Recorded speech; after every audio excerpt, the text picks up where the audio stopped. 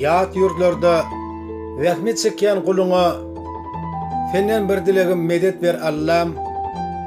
Ada sanlar, yalan sanlar bari bolsa, doğru yolu odot edip ber Allah'ım. Ağzına buyurup bilmeyenleri, gıyvattan gepinden taklagın Allah'ım. Giyci günni rahmet çekenlerini halal doğdun bilen eklegin Allah'ım.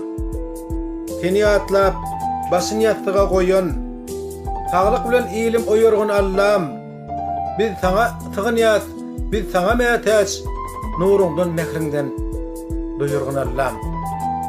Kalımızda zigerbenler yasaya, hoş haberler bize boşluğun Allah'ım. Ayrılık diyen zat şeyle bir ağır, gözlerimiz gülküden yaşlığın Allah'ım.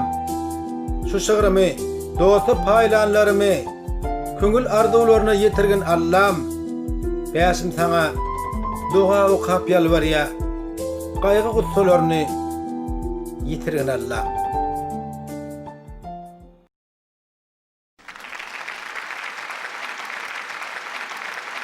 Adam ömür hakta biraz oylandım, dörde böldüm, heni zirme kalı, yağda, tomsa, güyde kısa bölüm son, yağd ay yağdlattı göğyana kalı.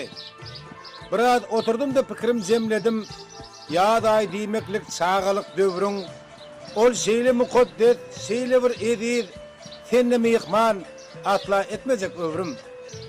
Kulpa kulsa kıyızlar, göğyak kunsa, oğlancıkları bilen ulu köçöde, gözün tüdüp tiyinlap, kaka etseler, çay içeler, tırtıklaşıp keçede.